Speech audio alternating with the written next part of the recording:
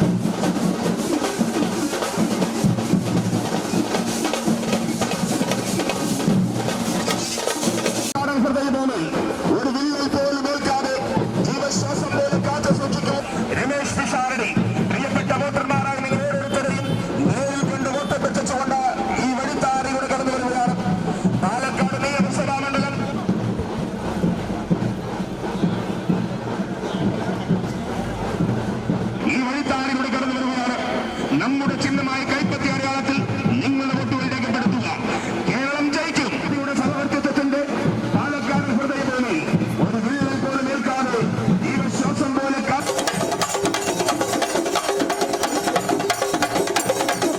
ഉന്നമനത്തിനു വേണ്ടി നമുക്ക് സമഗ്രമായ മുന്നേറ്റത്തിനു വേണ്ടി പോരാട്ടം നയിക്കുവാൻ പ്രിയമുള്ളവരെ ആധാരമുള്ള അംഗങ്ങൾ പോരാട്ടമായി പാലക്കാട് UDFന്റെ സ്ഥാനാർത്ഥി ശ്രീ രമേശ് പിഷാരടി 6 മണിയോടെ സ്റ്റേഡിയം ബസ് സ്റ്റാൻഡ് പരിസരത്ത് സമാപിച്ച റോഡ് ഷോയ്ക്ക് യൂത്ത് കോൺഗ്രസ് ജില്ലാ പ്രസിഡന്റ് KS ജയഘോഷ്, C ചന്ദ്രൻ, PV Rajesh, P Balagopal, municipal councillor, മുസ്ലിം ലീഗ് നേതാക്കളായ സയ്യിദ് അലവി, സെയ്ദ് മീരാൻ ബാബു തുടങ്ങിയവരും നേതൃത്വം നൽകി. തുടർന്ന് പിഷാരടി പ്രസംഗിച്ചു. പാലക്കാട് നിയോജക മണ്ഡലത്തിലെ ഓരോ വോട്ടർമാരും എന്നോടൊപ്പം ഉണ്ടാകണം എന്നുള്ളതും ഉറപ്പ് ഞാൻ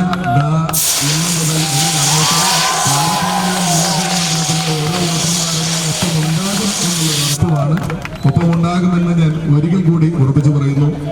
കേന്ദ്രവും കേരളവും നമ്മുടെ കയ്യിലല്ലാതിരുന്ന ഒരു സാഹചര്യത്തിലും പാലക്കാട് നമ്മുടെ കയ്യിലായിരുന്നു. മറ്റ് പല സ്ഥലങ്ങളുമില്ലെങ്കിലും പാലക്കാട് എപ്പോഴും വളരെ വ്യക്തമായി ചിന്തിച്ച് നമ്മളോടൊപ്പം നിന്നിട്ടുണ്ട്.